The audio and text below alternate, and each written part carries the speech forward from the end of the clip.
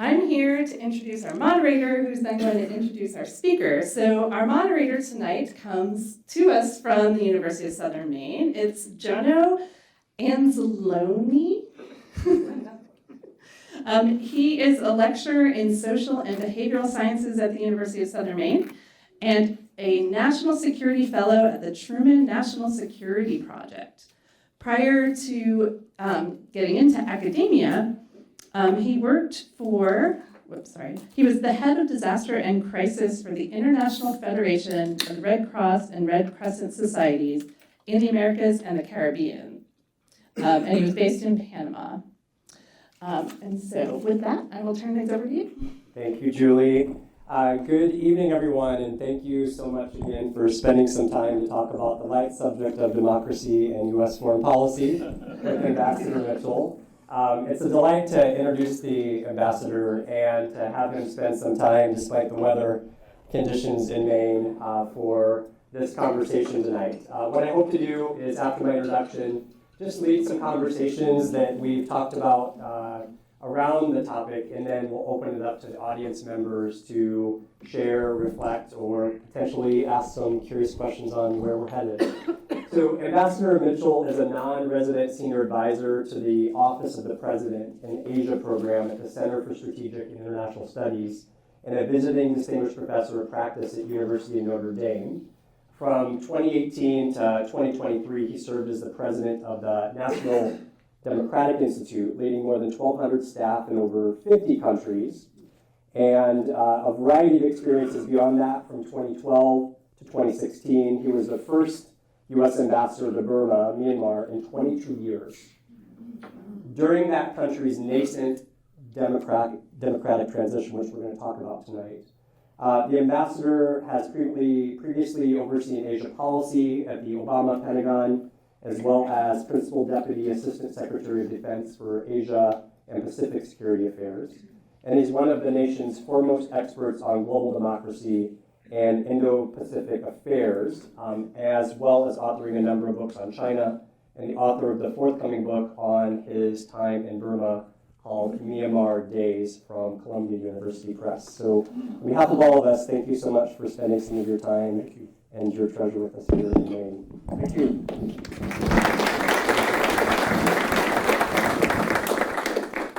So maybe the opening question, the hardest question of them all is... Supposed to start easy. All these questions are twisted, which is the state of democracy in 2026. How would you characterize the state of U.S. democracy or global democracy in 2026? And specifically, are there problems that you feel are ideological, economic, technical, structural, or all of the above?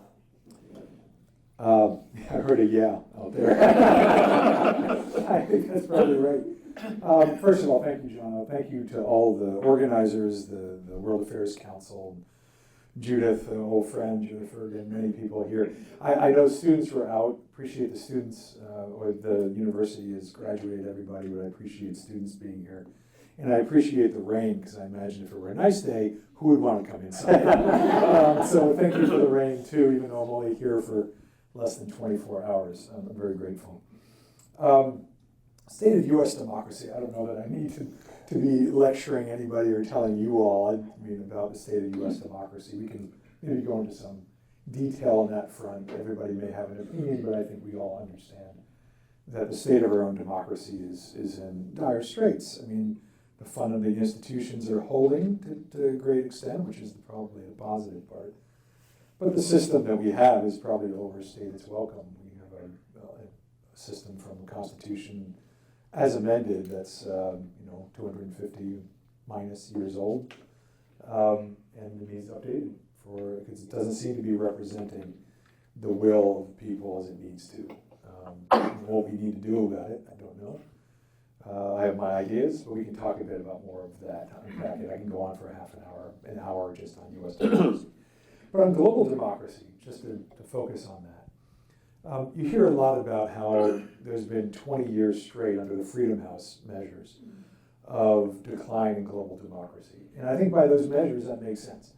Absolutely, we've seen that in country after country. More countries are regressing in their democratic status as measured. They have very specific measures at Freedom House. That's very true by those measures. There is, though, a positive, and I always like to spin a little positive on this to keep a little perspective too, which is, I always say that democracy is not so much in decline as under attack. That the demand for democracy, and I would say that in our own country and everywhere, the demand for democracy is as strong as it's ever been, if not stronger. If you unpack what democracy means, and I think the term democracy often gets conflated with elections, or a very simplistic idea. You have a democracy if you have an election.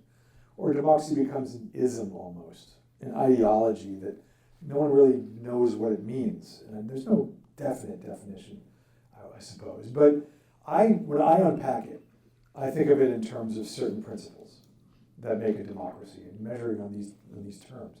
I measure it by transparency, transparent government, accountable governance, inclusive, so all people equal, representation under law. So transparent, accountable, inclusive, representation under law.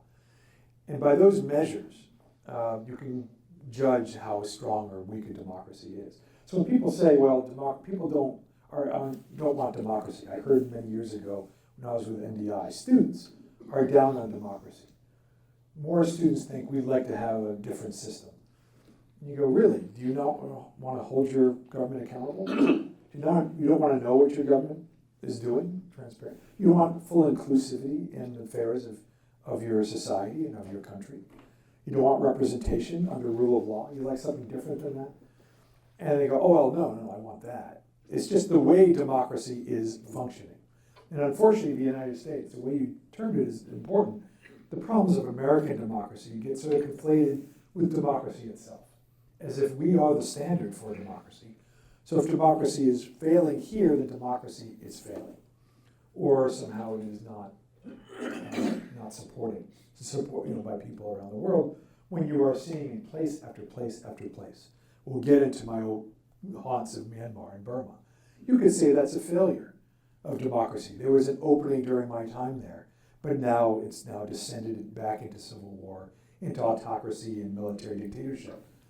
But that's because guys with guns will always have a say in the future of a country. We don't know. There are a lot of extenuating circumstances in countries.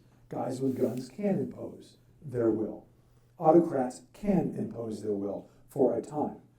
But the people of Myanmar are fighting tooth and nail every day because the freedom that they experience, young people in particular, driven by young people. For 10 years, they tasted a proto-democracy. They had a voice. They had freedoms. They were able to travel freely. They had education where they were able to engage in ways their parents and grandparents weren't. And they're fighting now for that, to the death in a way, to the end, fight for those rights. As you saw in Thailand, as you see in Nepal, as you saw in Bangladesh of young people, as you're watching in Ukraine, over and over and over, people are fighting for those values. So yes, democracy has been in decline to a degree because, in my view, has been under attack. That people of bad faith, under the rubric of democracy, under elections that aren't necessarily representative, or systems that are not necessarily inclusive or transparent or accountable. Because of that, you get results that are same old results, and people say that's because of democracy. But it's basically based on weak democracy. It's like the answer to that is better democracy, more democracy, rather than less, in a way. And again, I don't say this as a rah-rah, everything is perfect in democracy or in democratic systems, but it is the one system that can self-correct.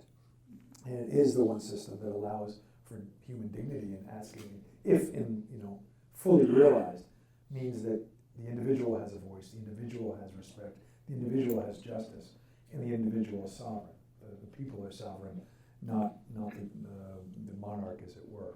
So long kind of answer to that question. We unpack that a bit, but yes, you're seeing around the world people's frustration with these democratic practices that increase, and so they're trying something else. And they're seeing that those things aren't delivering either. The question is, then what? Ambassador, as you think about U.S. foreign policy, the journey that we've been on over the last 18 months or so, how would you characterize the perceptions of democratic backsliding impacting our credibility as a promoter of democracy and some of the work that you did while you were in Burma? Right. It does. It certainly makes it harder. I mean, we were never perfect. I mean, I think everybody knows that there were inconsistencies in American foreign policy of where they would promote democracy and where they wouldn't. In the Middle East, with allies, with strategic partners, all of that. It has always been inconsistent.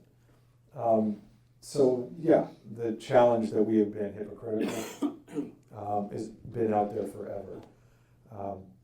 And these days more than ever, again, the U.S. being that standard bearer, always a sense of arrogance that America goes around and quote lectures people. And I can actually explain about how we actually did our work at NDI. It was not lecturing. Lecturing is the wrong way to do anything.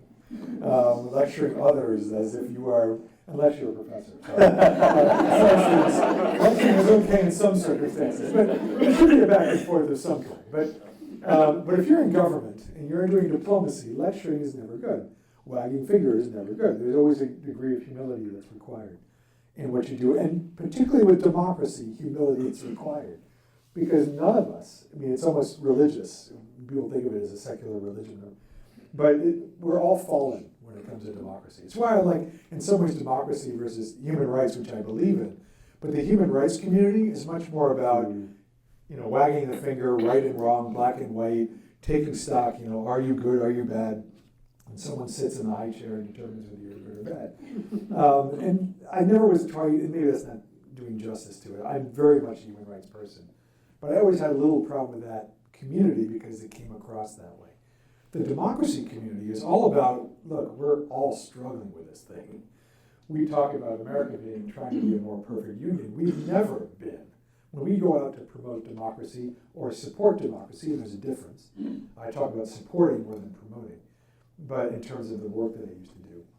But we do it from a place of humility because we've never been. Only 50, 60 years ago, we had black people with equal rights, and now that's being turned back. And our ability to work as a diverse country has always been our goal, not actually never been achieved. That, I think, has to always play into our work. But we should also be, with a humility, confident that this system can self-correct, can move forward, and should be, we are getting better, I think, overall. I do think our society, in a weird way, I do think we are. We can talk about that. But that is what we are promoting, is this system of self-correction, of dialogue, of acceptance of differences that is at the best of what democracy is. And what I used to tell the Burmese is, look, when I was there, it was the Obama administration. So there were black men being shot in Ferguson and all places in the United States. I'd say, look, when I talk to you about unity amidst diversity, and Burma is a very diverse country, I'm not lecturing you on this as if America has it right. You can watch TV. We don't have it right. But maybe you can do it right and teach us. Because there's no difference between an American and a Burmese as a human. And maybe others can do it better than we. But we just happen to have a constitution and a system that was admired for the aspirations, and frankly, citizens that were admired.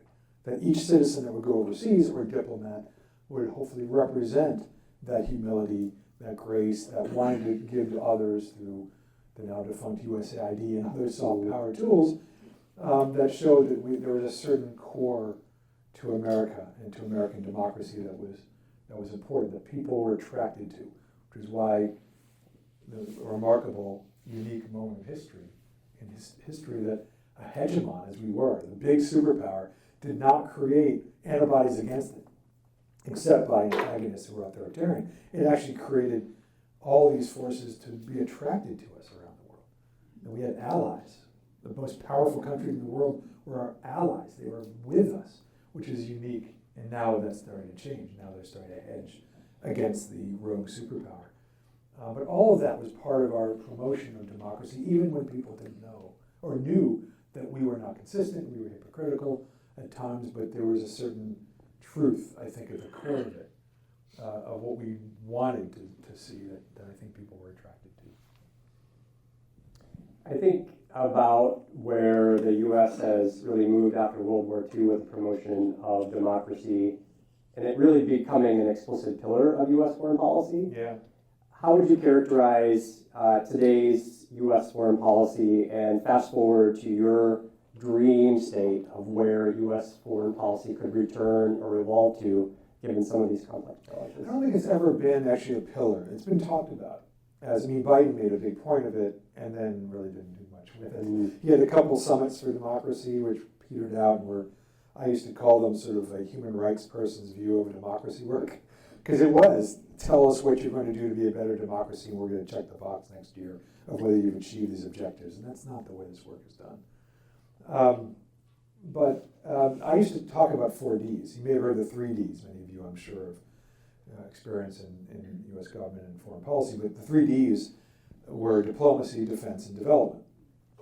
And I wanted to add the fourth D of democracy as a fourth D.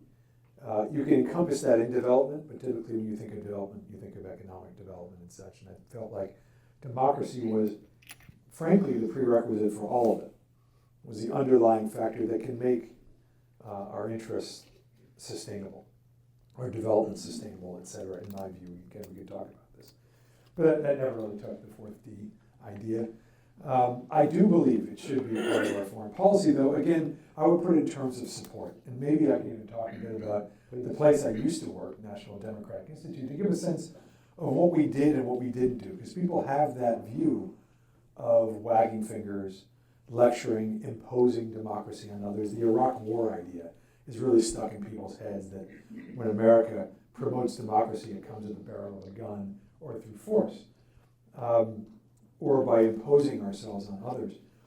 And what NDI was all about, is all about, though it went from 1,200 people and 50 plus offices to, I don't know how many offices, probably on the single digits now, and because they got 50% of their budget from USAID and 20% from State Department, that's all gone. So it's now the National Endowment for Democracy, which is directly funded by Congress when they get funding, so that's about 20%. Plus some others overseas. Canadians have funds, Swedes have funds, British have funds, but those are dwindling. So they're at a fraction of what they used to be. But the idea was that we would support others who are struggling to develop their democracies. That democracy is not natural, that there are certain institutions, there are certain mindsets that aren't natural, and NDI, along with a Republican Institute, NDI is the Democratic Party form, there's an International Republican Institute, and there's a National Endowment for Democracy, which is the funder, they're the donor, and we were the implementers. There's also labor and business institutes that also do this work. And the idea was, when it was established in the 80s and then mostly in the 90s, countries were democratizing. And we would go and we would say, look, we can bring democratic experience from around the world to help you think through the questions that you have.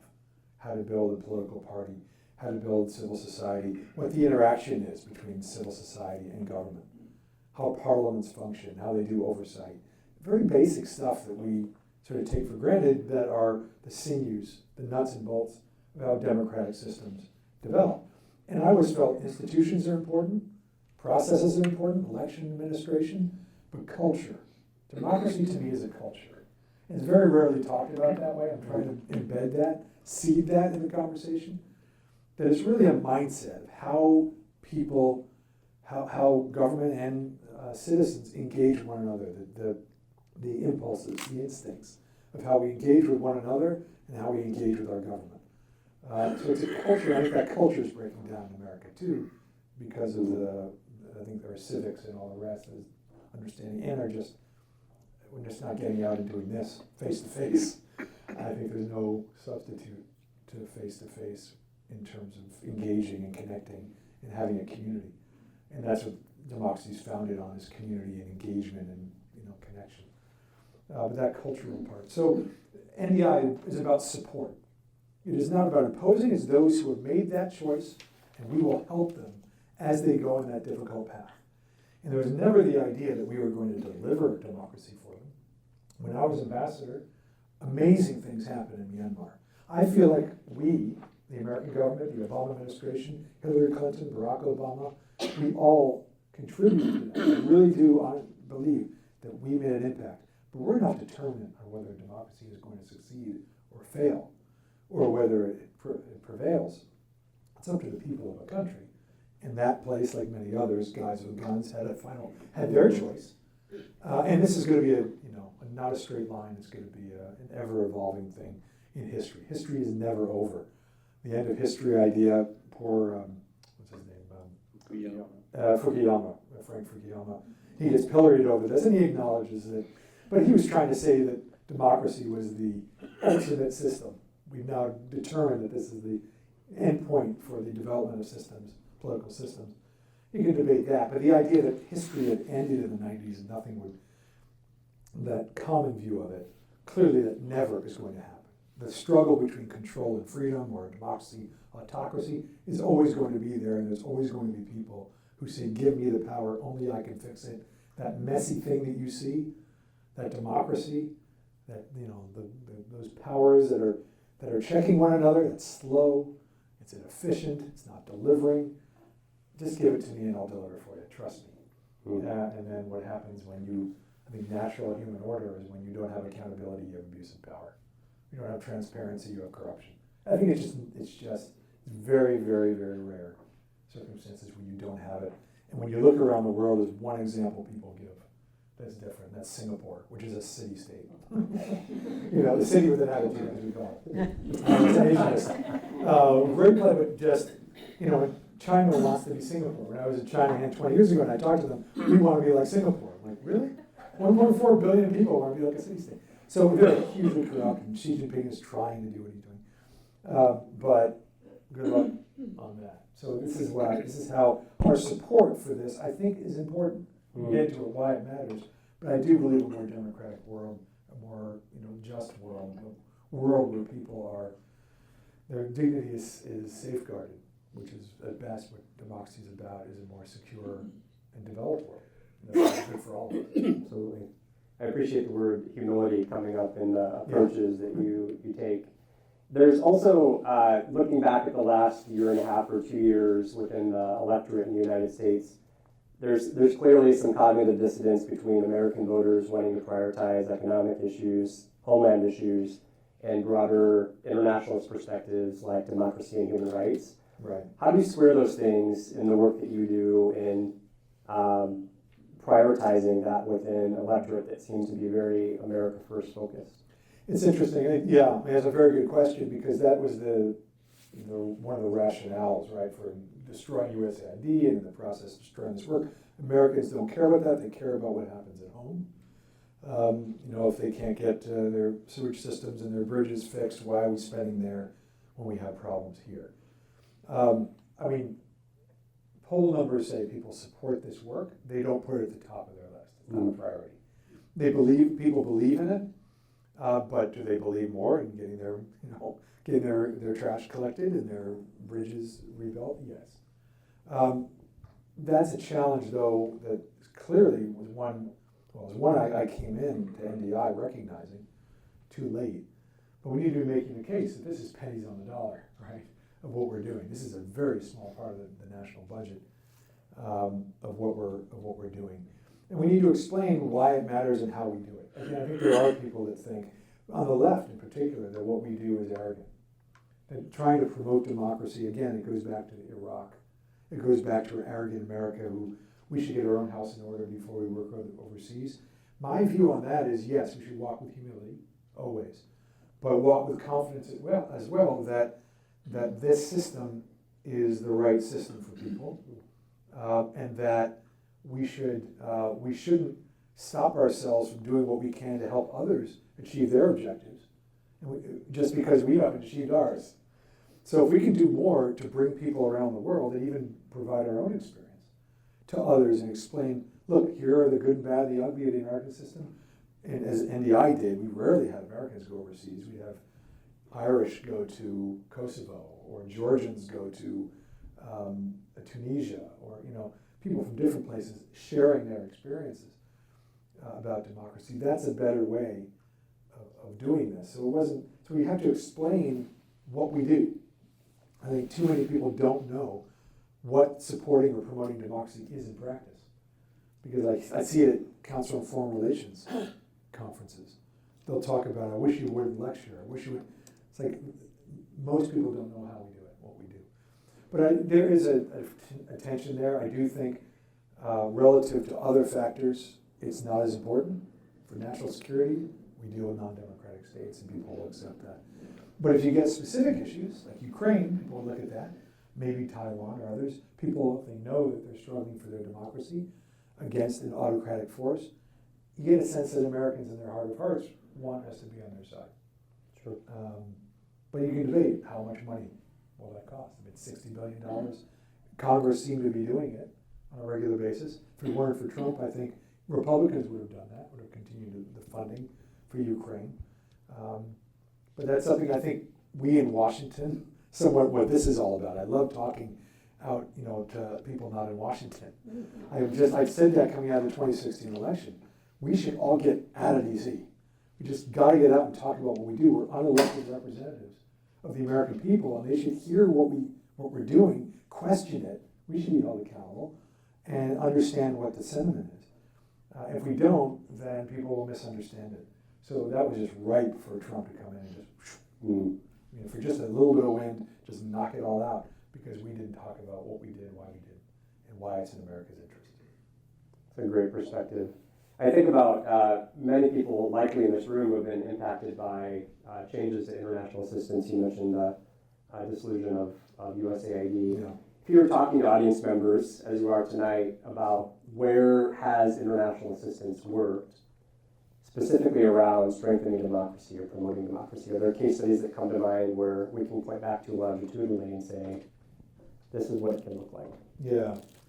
And that's always hard to define. I mean, if you build a bridge, you say, look, we built the bridge, we dug a well, we did a road, development, you can measure on development. I mean, slashing child mortality, infant mortality in half globally. 20 to 25 million saved because of HIV/AIDS relief, the Bush era, what's it called? PEPFAR? PEPFAR. I mean, you could really measure guinea worm by, Jimmy Carter. Right? I mean, there's all these things that development has done, and USAID has done, and you can go down a list. And you're seeing now the damage. We pull the plug, and people are dying. There's going to be another, they say 10 million by 2030 or something could be affected. I mean, it's the blithe way that these kids and Elon Musk, richest man in the world, basically, penalizing the poorest people in the world. Horrible situation. It has real impact. People have moved on, but the impacts are all out there. That's on that. On democracy, it gets a little bit harder. You could point to, back in the day, we talked about Chile, the transition in Chile in the late 80s, had a very marked connection to the vote on the no against Pinochet that led to a transition to democracy, and now Chile, swinging back and forth, not a little bit ideologically, but it is a democracy. South Africa, and such like that. You'd have to get much more granular when you see things that didn't happen because of the work that we did. For instance, we used to do something called, NDI does things called parallel vote tabulations. The kind of sample-based ways that you can determine whether a vote result was tampered with on the margins. You can do it within 2% or so. So if it's a close election in a country that's undergoing a lot of friction, you train local civil society people to a parallel vote tabulation. It doesn't mean counting every vote in the country, but you can do a sample-based exercise and determine, the result was in this here, and actually if the result is out here, it was clear on behalf of, say, the government or something, you can say it's been tampered with. Those things you can't, so it's a little bit of a security blanket. It's a way to tell the countries, we're watching. We have an international delegation there. We're watching what's going on. If you tamper, it'll be found out. Watch yourselves. And then you can have, where there is sometimes an election that's controversial, you won't have violence because there'll be a PVT.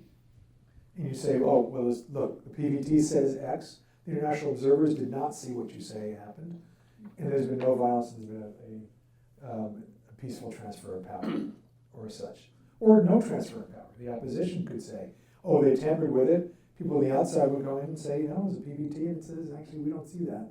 So they have to go back to their barracks, as it were, go back to their civil society. So there are things like that that go on a regular basis in the work that is done in this arena. That how do you measure democratic success? If it reverts, is that a failure of the work? I tend to think, again, half full kind of thing, that we have dropped seeds in there, that people today have an expectation that there should be democratic form. Hungary is an example. Big regression with Orban.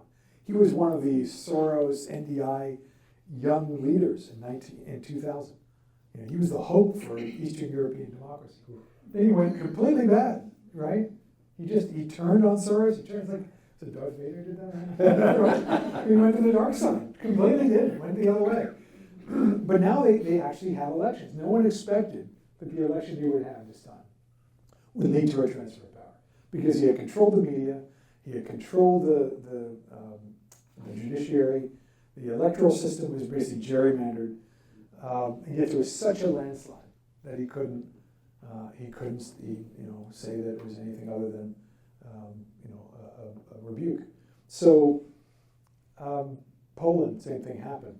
It can go back again, controlled democracy in form, but not in substance. It can happen. You can have elections. You can have gerrymandering. You can have disproportionate. You do all these things and still have a democracy in form and not in fact. But people expect that they have a voice. And that is there now, I think, in a way that wasn't necessarily, say, 30 years ago, or 40 years ago, during the Cold War, as things were evolving. So, I hope we can build on that, but I'm not saying that things are moving in the right direction. We have a lot of work to do. And I think it does start with America getting its act together and showing that maybe we can resist this, what's going on now, or hold our line and then work with other democracies going forward with confidence. In your experience, Ambassador, looking at a variety of authoritarian regimes that you may have encountered, are you seeing signs that these regimes are more resilient than the building of democratic regimes or democratic nation states? I don't. It's funny, it goes back to my formative time when I was in school in the 1980s. Might have been the 1880s to you, I'm sure. But it's but during the Cold War, when I used to be told, I was taught by a professor, maybe you remember this, the Gene Kirkpatrick line about totalitarian systems versus authoritarian systems. Authoritarian governments are more like right-wing governments that can change, but totalitarian systems, which are left-wing, will never budge, will never change. They're resilient, So that's why the difference between authoritarian and totalitarian. I remember asking the question, as it was maybe prescient in putting it this way. I used to ask the actual question to my professors, but history isn't over. Mm-hmm. It's only been 40 years in 1980. In 1980s, it's been 45, 46, 40. So far, totalitarian systems were resilient to the change. And only a few years later, when I was in grad school, they fell. Mm-hmm. Because they were more brittle than we realized. And people had demands for a voice. It's natural. To me, this is just natural. Human beings want a voice. Human beings want dignity. They want a job. They want economic dignity. They want to eat. As Madeleine Albright, who was chair of NDI, used to say, people want to vote and eat. So that's an issue. And it's not as if we're sitting up here as politicians or politicals saying democracy is everything. People will go for any system that will assure their fundamental need, which is economic dignity, a job, and food. If you don't have that, people are not going to care about who delivers what with what system. That component is important. But we're seeing, I think even the authoritarian now, we're seeing it now, in those who are populists, whether it was in Tunisia, wherever it is, the populist movements, they're not delivering. Orban can't deliver. The only way he delivered was because he would bash the one institution. I mean, he relied on the one institution that he bashed, the EU. He was able to get all their money, pay off all of his cronies and people in the rural areas, and then say, hey, I'm separate from the EU and I don't need them. Well, that caught up to him. And I think it's catching up to populists and autocrats. Eventually, they do not deliver, ultimately. You can for a time. There's the China issue, you can go through that, Vietnam. They're always extenuating for a time they can. But you're seeing beneath even the China model, you're seeing all the weaknesses beneath the surface because of the, as they would call, contradictions within that are overriding. So, you know, I do think that authoritarian systems are much more brittle than they seem until boom, you know, they hit. Not that democratic systems are, you know, are resilient either. We're subject to human passions and to populism and emotions. And you mentioned technology earlier. I think the most pernicious aspect of that is a technological component in our own brains and how we're wired and how we are choosing the channels we watch. And we are not engaging with people we don't agree with. And we can't have conversations and debate and compromise and all those fundamentals. That is also, I think, that will lead to a much more brittle society. And one that's, by the way, much more able to be manipulated by outsiders who are seeking to do that. Russia, China, the others that want to prove democracy doesn't work for their own interest. You mentioned soft power as it relates to some of the role that foreign policy can play. I'm curious if you could give us a perspective on the role that civil society plays in countering backsliding, and any case studies or exemplars that you had from your time in Burma around development of civil society. Right. Oh, absolutely. You can't have, I mean, civil society is just simply people organizing to defend their interests, either to provide services or to represent themselves to governments. And it's a little bit of a canary in the coal mine when governments denigrate civil society, because it means they don't want to listen to the people. And in fact, you talk about Burma, Aung San Suu Kyi, who's now in bad odor for Rohingya and for other reasons, but even when she was still viewed as the democratic paragon when I was there, she did not respect civil society. She would tell them, you know, who voted for you? They voted for me. This is what happened after she was elected. No one voted for you. I'm not going to listen to you. And it's funny, the former military government that was there when I was there, I left 2 weeks before she took over. But I saw through the election and all the rest, and she was about to take over. But the former military government opened up, and they listened to civil society, and they were engaging because that's how we told them, that's how democracy functions. That's how you get good ideas. That's how you know you're delivering, and it'll help you with elections. Later on, they'll trust you more if there's a give and take, and they feel you're listening to them. There's a logic, a political logic to all this. Aung San Suu Kyi did not understand that. So the last month or 2 months that I was there, in the time between the election and when she was taking over, I would go out in public, never mention names. I'd say democracy does not stop on election day. Democracy doesn't stop on election day. Democracy, by the way, is not just about elections. It happens, you know, people's voice doesn't stop on election day. People's voice needs to be heard through elections and during, you know, between elections. You know, I don't know if she listened or cared. She didn't govern that way. She even told her own party members, people in her party, they want a landslide, got into the parliament. She said, no one voted for you, they voted for me. Wow.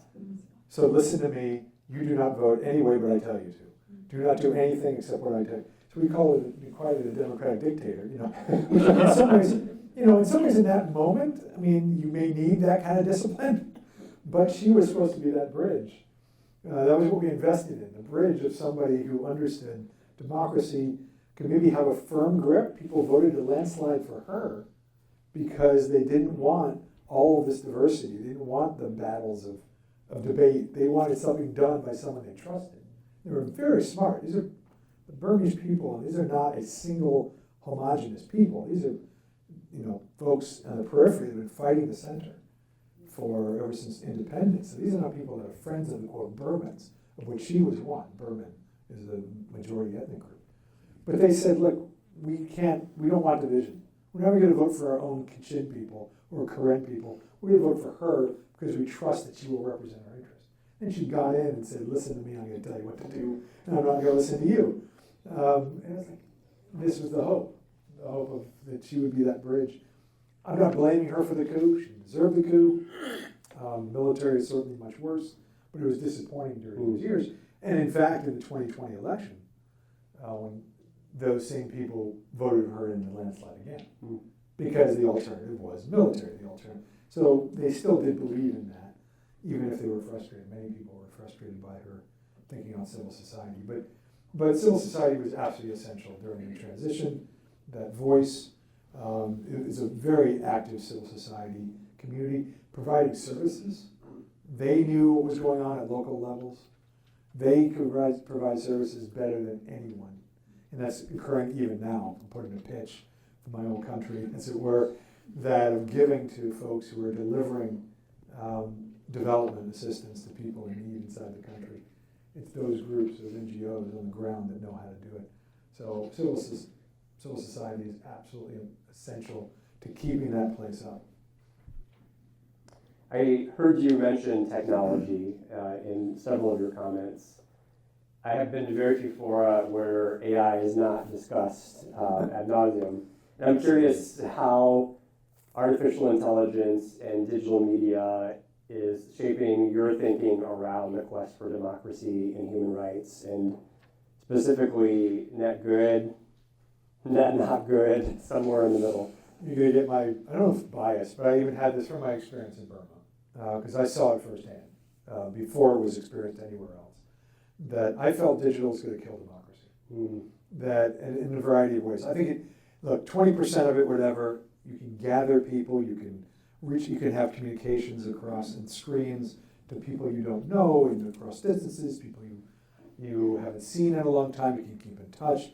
There's greatness to that. And there's been a lot of use of Facebook and social media to tear down, to allow in closed societies, people able to talk to each other, and maybe organized to bring down authoritarian systems. That's not democracy, though. Tearing down authoritarian systems is the beginning, then, of how you build up. But it does have that ability to connect people. And that's what, Facebook, what's his name? Zuckerberg. Yeah. That's what he promotes.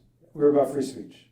Wraps himself in a cloak. I went to a speech of his at Georgetown. And it was a few years ago when he was on this kick, when he felt like he had to defend himself. Now he doesn't. But when he was like, we're all about free speech. And he cloaked himself in Frederick Douglass and Martin Luther King and paragons of American civil rights and freedom. And at the end of it, people clapped, and I heard a student behind me say, well, that was bold. Well, I thank God someone saw through it. And I thought to myself, what he was doing, because he gave that talk, and then he went on stage, and he did Q&A, someone was talking to him, and he was talking at us. I go, this is perfect representation of Facebook. He's on a stage talking at. The social media is actually not connecting. It's people talking at and talking, not really talking with. There's no real debate, or there's no real connection.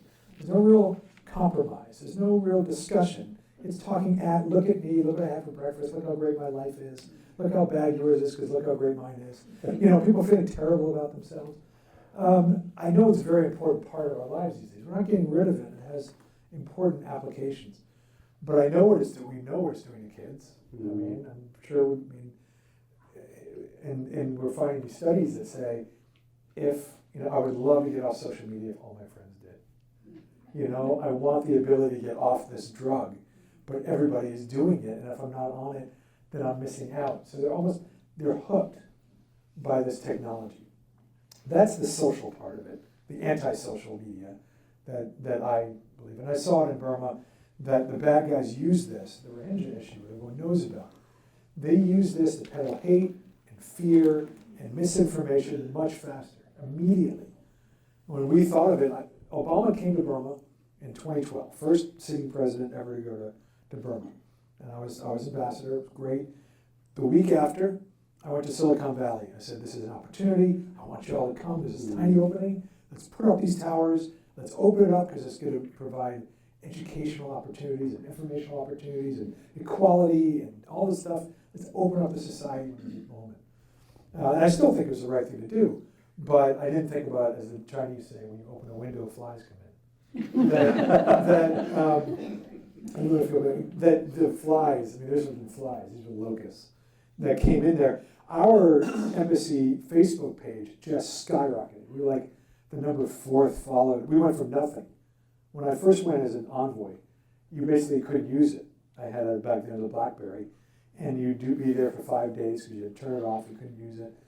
It just didn't, there was no service. You get to Bangkok, you land there, you turn it on, basically steam would come out of it. Just like 5 days worth of, by the time, I left, it was highly wired. And we were, every post we would put out there, we get thousands of likes because everyone got information. It was a great vehicle for us to put out our messages, to send to the people of the country. Look what, and promote Obama, promote America. I love Obama anyway.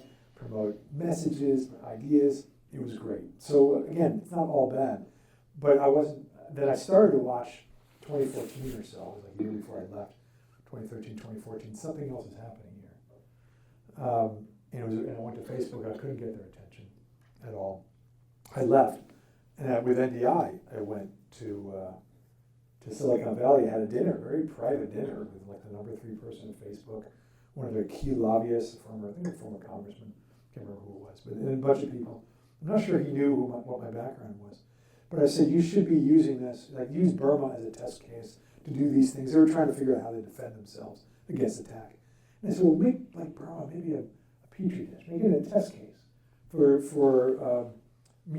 social media literacy, digital literacy.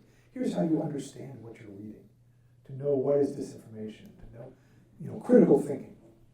And the guy leaned over to me, literally, he said in a whisper, too small. In other words, it's a small market, we don't care. We don't really have it. The market doesn't matter. What happened, and so Zuckerberg would go up to the hill and get blasted on Rohingya. And he'd just say, yes, I know. And we're working on that. We know we made mistakes. Oh, yes, it's terrible. And I'd be on phone calls, and I get off and know they're just managing us. It's public affairs. They're just spending and managing.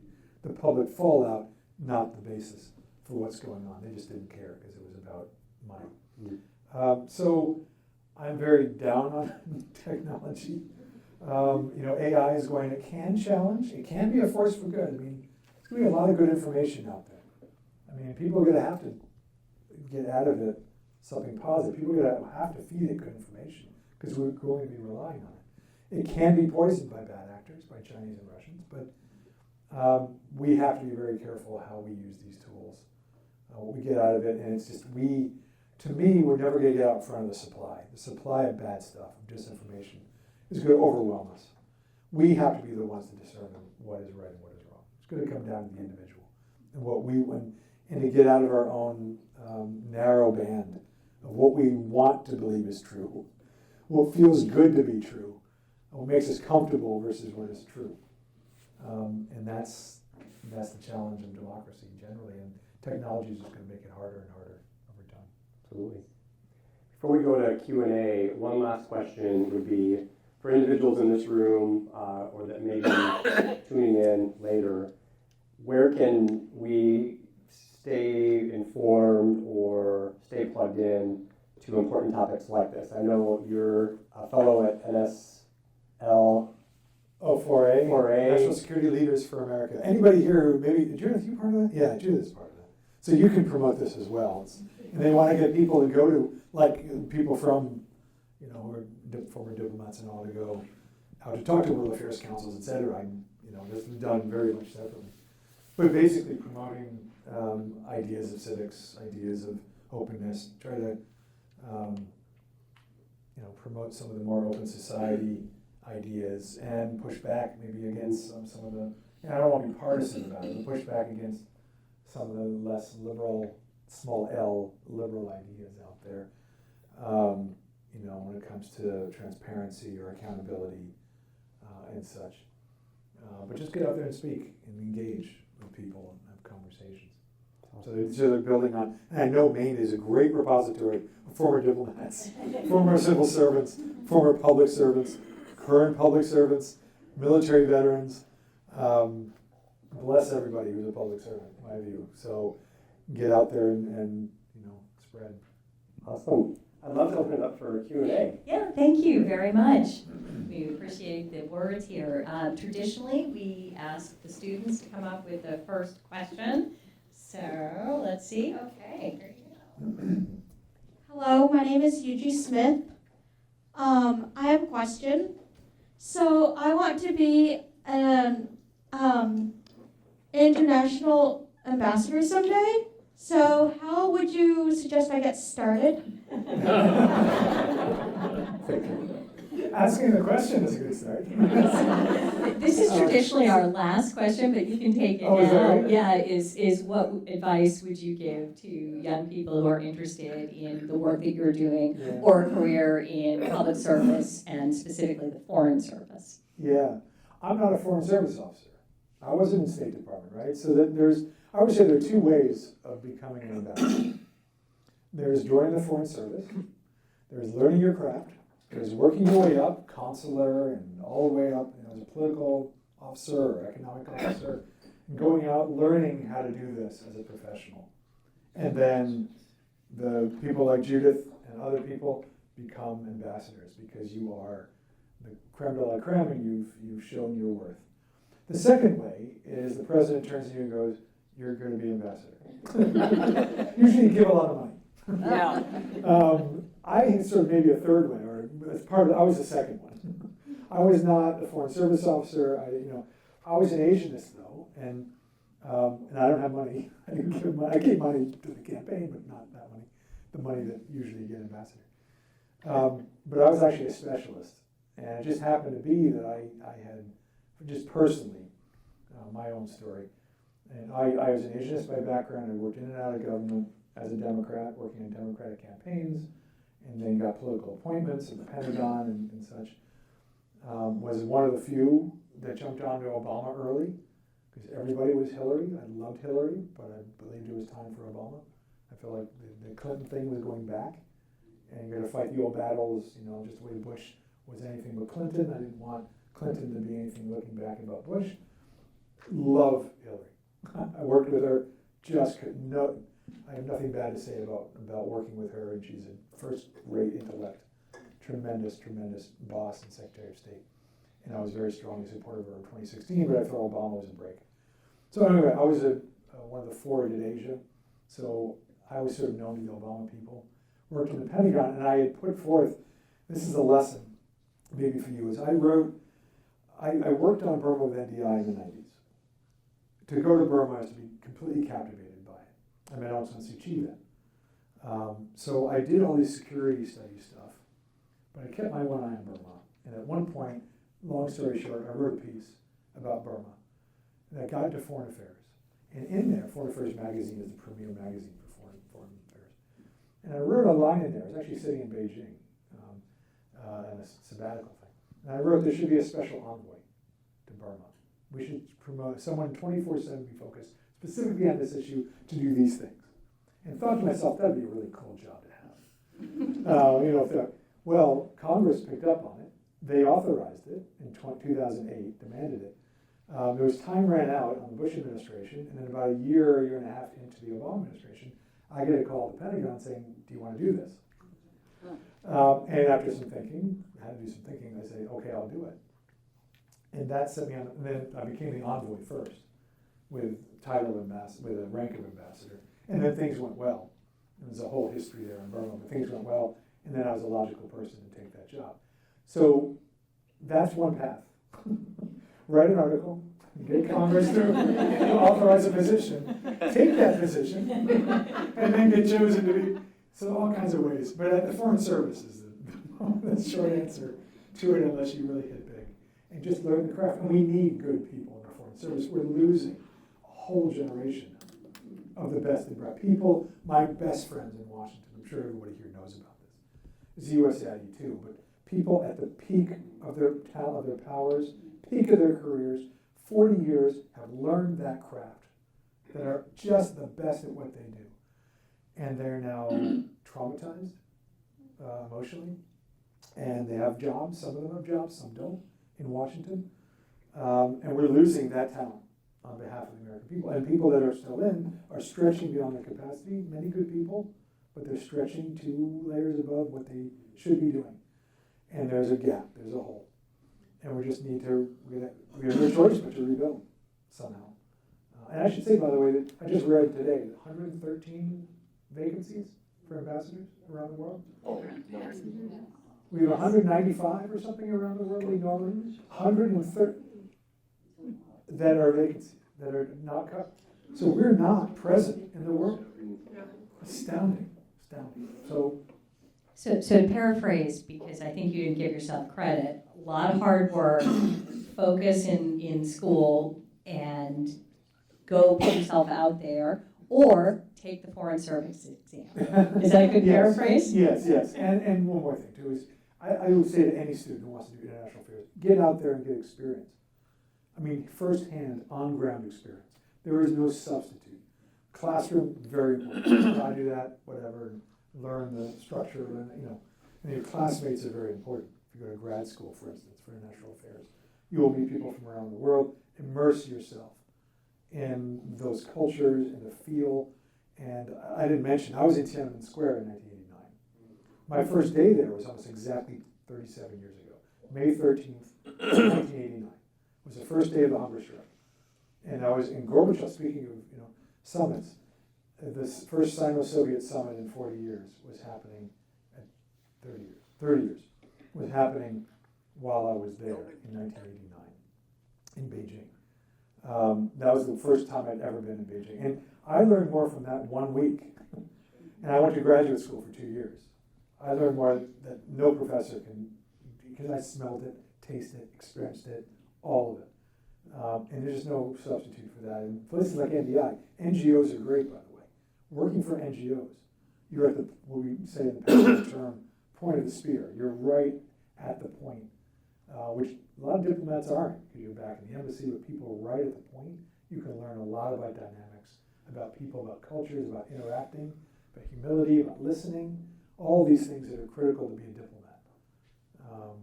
Understanding, listening, and processing, and communicating. So I would just build those skills as much as anything, to be not just ambassador, not just be pointed at and said, you have that job because of whatever, but earn it, deserve it when you get there. Thank you. Okay, more questions. Let's see. All right, we've got one over here.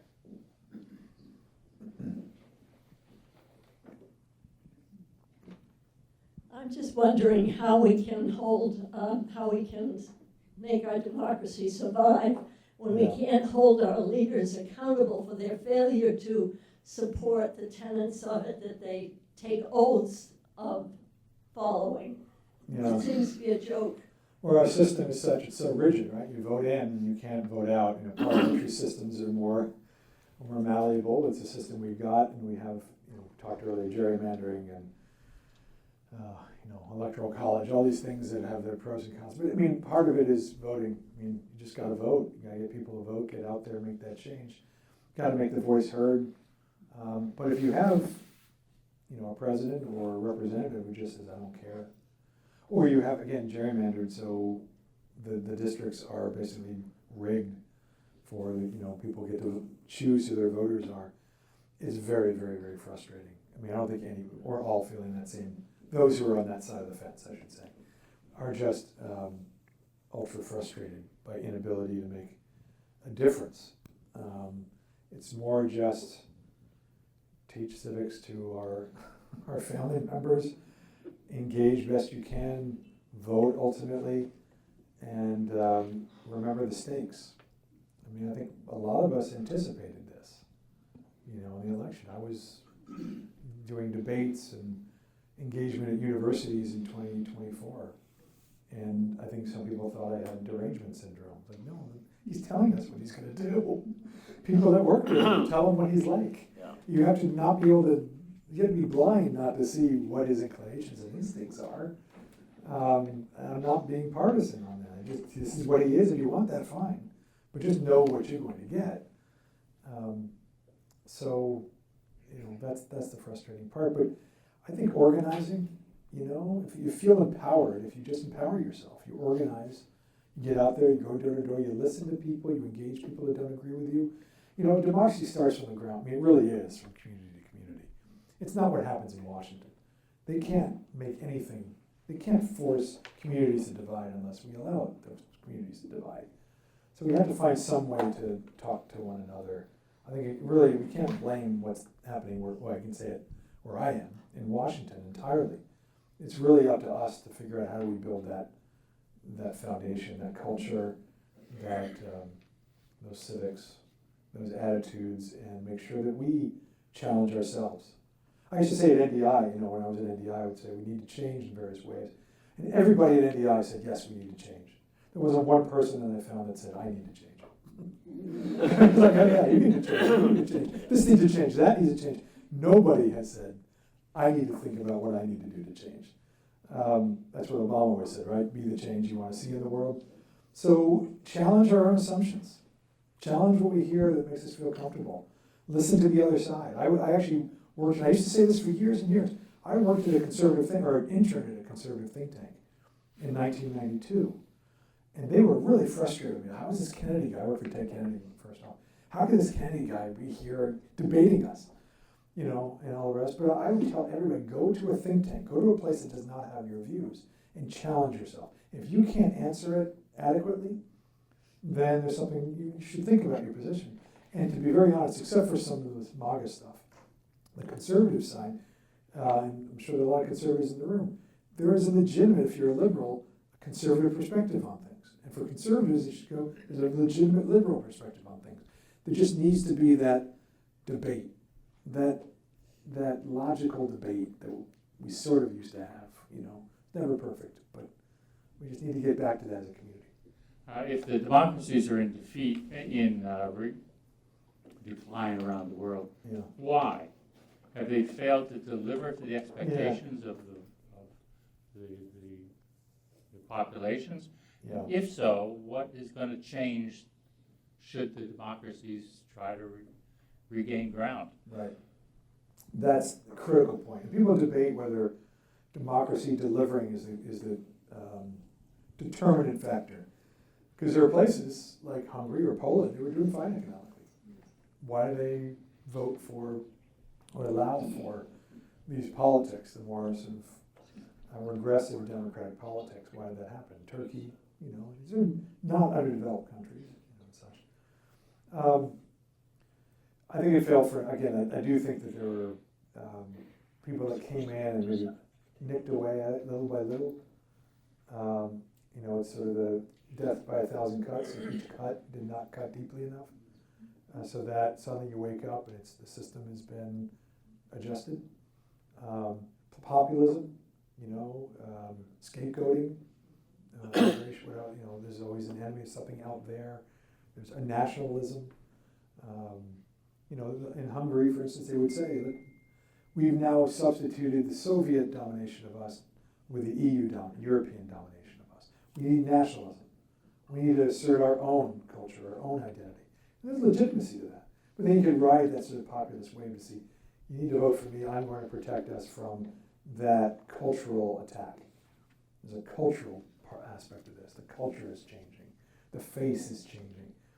Again, we see that in a lot of these places, including our own, that the face, literally the face of our country is changing. And therefore, because we're going to be majority minority or look at whatever it is, or they don't care about you, they're elites. There's a lot of the elite divide, urban, rural, playing one off the other, a lot of that going on everywhere. And then just delivering, the sense that, like in Tunisia, they were at the beginning of the Arab Spring, and then they saw the same old guys doing the same old stuff, just in democratic form, and so they would vote people in, and then they'd all be corrupt. Nothing got done. The parliament, so they allowed for a kind of democratic coup. The guy who was voted in just abolished the parliament or froze it, and people were like, good, yay, good. I hate those guys. We can't get it. So it's democracy not actually delivering. It's not just economics. When I again talk about this with NDI, delivering has to, I'd say we need to figure out what democracy delivering means. What does it mean to deliver? And they go, we don't do economics. I said, it's not economics. Part of that is a job, but it's delivering the dignity. People need to feel the freedoms they have are connected to their democracy. People didn't realize that's democracy. Like, you have the ability to do X, and that's what we mean by democracy. They literally wouldn't connect the two, so there's an educational factor. So someone could come in and say democracy is the reason for your problem is democracy, or this election, or these politicians. So building back is what a lot of us are now thinking about.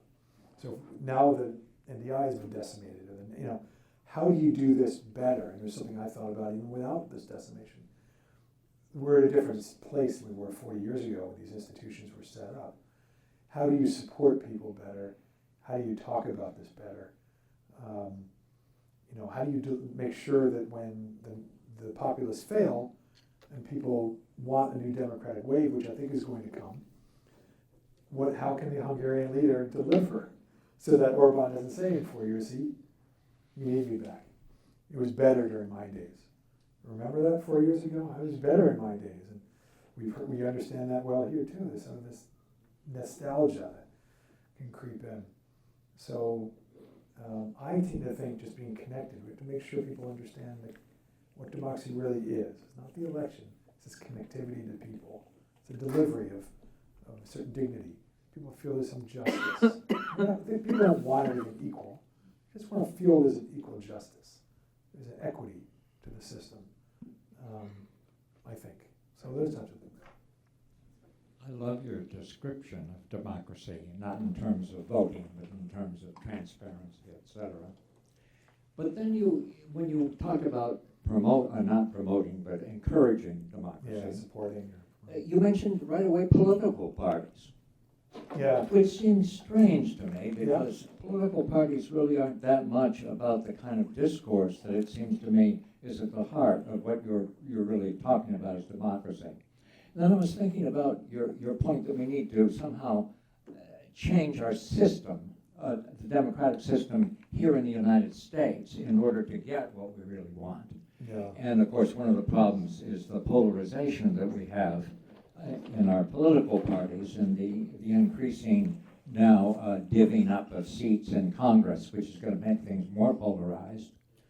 And shouldn't we be, or I guess one idea of how to change that would be ranked choice voting, because then we'd have more moderate candidates. Yeah. But I wanted to ask you, how should we amend the Constitution, or how should we go about changing this system? Right. And reforming the system, obviously, don't think of revolution. The first point on political parties is very well taken. I pulled that out as a party institute, NDI. It's very much about parties, and that's traditionally, we think of parties, that's the conglomeration of interests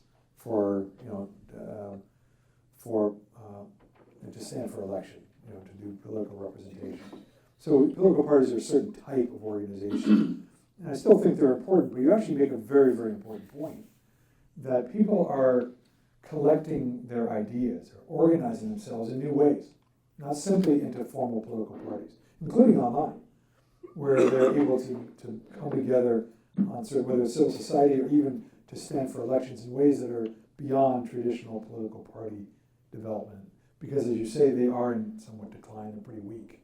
And people now, how much do candidates really need the party except as an identity signal, rather than getting anything from the party itself? They can run on their own probably just as well. So I think we do need to think about different ways of organizing to stand for election and to represent people's interests. On the issue of what do we need to reform in the system to make it better, aside from our own responsibility as communities. One of the reasons for polarization happens for a number of reasons. It could be done by leadership. It could be done by the media that we watch. It could be done by poisoning the information online. A lot of ways it can happen. But it also is empowered by gerrymandering. So there's got to be a way. Someone mentioned we should just get AI to do districting. Something. Find some way to do districting that is not where politicians choose voters. And that should absolutely be, if we want to rise above partisan politics. Just because of a guy named Elbridge Gerry who did this in the 19th century. And it's a tradition in the United States that this somehow has to be. It is playing to the extremes. It is empowering the extremes. There's always been polarized extremes in America. It's just that it's been empowered by our political system. I do agree with ranked choice voting, which is now, I know Maine has been experimenting with this, and Nebraska has been, a lot of places, Oregon. I think it absolutely is a great system that maybe to be tested. I don't know the pros and cons, but instinctively, I think it's great to force things to the center, to a common denominator rather to an extreme, an artificial extreme. Because now what we're getting, which is what frustrates, I think, people, young people and others, is we're not getting representative outcomes. We're getting outcomes where we have, because of the Electoral College, millions and millions more people voting for one candidate but losing the election. And that people feel, well, what's it mean when you have 6 or 7 million more people, voting for them, but you don't win? And that can happen at the national level, because of gerrymandering as well. And then people feel like this is not representing, this democracy doesn't work. And if it doesn't work and people aren't represented and their voice doesn't matter, then you get much more friction, tension, and people look for alternative ways to have their voice heard and to get change. And that's again, the theory of democracy is that we can find ways peacefully to bring about change through a process. And if people feel that process doesn't work, I worry about our society. It is urgent, it is flashing red. And I just hope that there will be people on all sides of the political aisle. Unfortunately, we have the system we do, so it's polarized Congress that would have to do this. But somehow we have to get to that. So that's one I think absolutely critical. Another that people talk about is expanding the Congress. I mean, having 435, it's too small the amount of people we have. There are too many people being represented by few. You need more people to represent more people. So you have much more diverse representation if you have more seats in Congress, which I think would be more representative than a requirement to have more debate, and that can create more of a centrist or a compromising culture requirement to get things done. The Electoral College is a very complicated, if you get Democrats in a room, get rid of it, And then you get Midwest, well, come on, we need representation. I always think there should be like a bonus, I don't know how you do it, but bonus for winning the popular vote, right? You should get like 20 or 50 electoral votes for winning the popular vote. You should get something for winning a popular vote. You shouldn't just win by one alone. And maybe there's a balance there. I never really debate that, but I've always felt there should be. But this needs to be discussed. So I am very fortunate to work in a job where I do travel a lot, and a big part of my job is promoting the United States. Yeah. Oh, I'm so sorry. Thank you. It's been a tough year. I've been doing this for a really long time, and I'm just really curious. I've read so many articles about the world is becoming so multipolar at this point. We are not the hegemon that you mentioned before. Yeah. I would just love to know your thoughts on what does this look like in the next 3 years? But then also, is there building back from this, or is this totally a new world that we're entering into? I just love to know what you think about that. Look, we were entering that anyway, and it isn't healthy to be the hegemon or the hyperpower. That wasn't sustainable. It wasn't healthy, and it wasn't appropriate. And I think even under Biden's administration, they thought about that of how do we ensure, for instance, putting it to our interest, of ensuring that other countries, do their share. There's not everything that Trump is talking about, getting allies to do more, for instance. We've been saying that on a bipartisan basis for a long time, that countries need to step up, and there's been a sort of muscle memory of Americans will do it. We can complain about America, but we don't have to really, we'll say we're going to spend more in defense, but we're going to really spend on this stuff. America will pick up on it. There's a benefit to the United States of doing that. But there's also, look, step up, do more, whether it's Taiwan even, Japan, Europe, Germany, others. Certainly shouldn't be doing it the way we've been doing it in the past year, but there's a legitimacy to that. There's also legitimacy to the fact that the international system, things, change is natural, right, in world order and any order. And we've had the same system for 75 years. Certainly post-Cold War, it's been US dominated.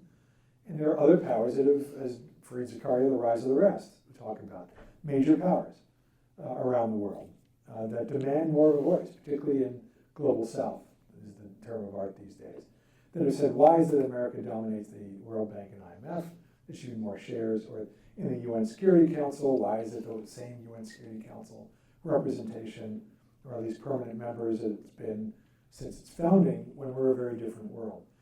It's all very legitimate, and it's something that we should have been doing and should be doing anyway, is to ensure that, whether we call it multipolar or at least more representative, as we talk about representation, of ensuring that major powers, whether it's India or Nigeria or Kenya or Brazil or whoever out there, and smaller countries too, should have the dignity of that voice, to be part of the international system and have that voice, and that we listen to that.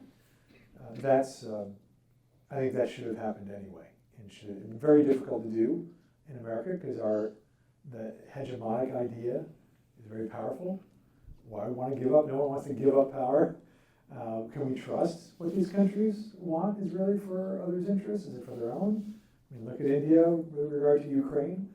I gave them privately at certain things that were done, certain meetings after the Ukraine war started. I was one of those very much pro-US-India relations in the very early 2000s. Before all this Indo-Pacific, I was doing that, bring them into the fold. But I said, look, why should we want you in the UN Security Council, permanent member, and you're not going to step up and even support the UN Charter when it comes to the Ukraine war? I said that directly to their ambassador to not go over well, and they still haven't really. So there are pros and cons to this, right, of having more voices, which is why a lot of people don't like the UN General Assembly, because they'll then speak out, and you have a lot of countries voting for something that's actually not just. So there's a balance there. We do need more voices. Getting to where we're headed, there's the next 3 years, absolutely. You talk about Mark Carney, the middle powers thing. There is now permanent hedging. I hear it from all sources. When I talked about this unique moment of America, or the unique in history, world history, that a hegemon has formed, has arisen, and yet countries have not formed antibodies against it. We had most of the countries trying to ally with us, work with us. That's all gone. And I'm not sure that's ever coming back. I don't think it will. Not in our lifetime. Maybe their lifetime, not mine. Maybe yours, but not mine. So this is I don't think it's ever coming back. So that hedging behavior is now active. They're not telling us about it, frontally. They still, bow to Trump and all this stuff in the U.S. But it's but again, it's graded by different countries. Europe is certainly doing it, but they know they need America for certain things. So the next 3 years is all about hedging and building bonds between middle powers to safeguard a system that worked for them that we are now abandoning. After that, when it comes to America, what we have to do, for instance, if a Democrat comes back in 2029, my view is it comes back to the issue of humility. We're going to have to be ultra, ultra humble. And it goes back to your question about diplomacy and ambassadors, is that we're going to have to be real diplomats too, in a way we never had before. Because I used to joke that as a diplomat, I can wag my finger, figuratively on this or that, but I always knew I had our tremendous economy behind me and our military power behind me, and muscle memory. People's just assumptions about America, their instincts from after World War II, but after the Cold War. Certain norms about America. Says something, you take it seriously. That's all gone. So now we're going to have to truly convince people. We have to truly listen, truly compromise. We're going to have extra good diplomats to know how to listen, how to compromise, be extra agile and smart about building coalitions to advance our interests. I think the world, of course, will welcome us back very differently than it was before. But we're still going to be the most powerful country in the world, regardless, I think. I mean, who knows what happens in the next 2.5 years. But China has enormous challenges. Europe is going to want what we have to offer. They're going to want us back to do things. Countries operate on their interest. They understand if we get out of this and they understand our democracy will have held. That's a good model too. We can go around the world and say it held, and we're stronger for this, and we're going to build back. So, but it's going to be in different terms, and it just means we have to not just talk about walking with humility, but truly doing that and being more skillful in our international work than ever, and recognize the value of it as citizens. We're going to have to resource it. We're going to have to appreciate it. I'll end with this. The Nationals Park, we're talking about sports and our favorite teams. I ask the students to just don't ask me a hard question. Ask me my favorite baseball team. But it's not the Nationals. They're my second favorite team. In Washington, every fourth inning in Nationals Park, they have, and when I go to the game, they honor military. They say, let's honor our people in uniform, and everybody stands up and they clap and they play some song and they wave them back. It's wonderful. Absolutely wonderful thing. It's a great thing that they do. But I half joke, where's the honoring of our public service? How about our honoring of our foreign service officers? And a good friend of mine who left government the last year is going to be our ambassador to the Philippines. She's now working for a company. She'd much rather be working for much less pay on behalf of the American people. Hands down, she'd much rather do that. She went once, she told me there was Foreign Service Day at a ball game. And I went to that ball game, and I didn't even know it was Foreign Service Day. They didn't put it on the screen, they didn't mention it, they were doing anything. They just had them up in like the third tier, a little group like, hi, Foreign Service. It's that's got to change. That's got to change. Public servants are public servants, and we need to honor them. And if we only honor the military, we're saying something about ourselves. Not that it's bad to honor the military, but that we don't honor service. And that's the kind of the thin roots, or the shallow roots, that Trumpism came in and destroyed. Thank you for that. I always point out that our foreign service officers take the same oath as the members of our armed services. And I know at the World Affairs Council of Maine, when we send out Veterans Day cards, I always send them to our foreign service officers too. It's funny, when I did, the Marine, every embassy does a Marine ball, which is you get dressed up, it's a big dance, and you cut the Marines. It's like your formal of the year, but you're honoring the Marines. And every year when I would give my speech as ambassador, I would say Marines are about service. They are service, they're out there being served. We honor them today, but we honor everyone of service. So everyone in this room should feel honored by this. So I didn't just make it about the Marine Corps, I would make it about service, because that's what Marines represented. So that foreign service officers felt part of it. It just didn't seem right. Again, I'm not a foreign service officer. I'm a citizen. I was asked by the president to be an ambassador not because I gave money, but just because he said so. I didn't earn it except by whatever I did. But I do honor that service, and I hurt as a citizen that it's not there. So thank you, Ambassador Mitchell. Thank you, Professor Anzalone, for this wonderful conversation this evening. And thank you all for your questions. Let's give ourselves a round of applause. Thank you.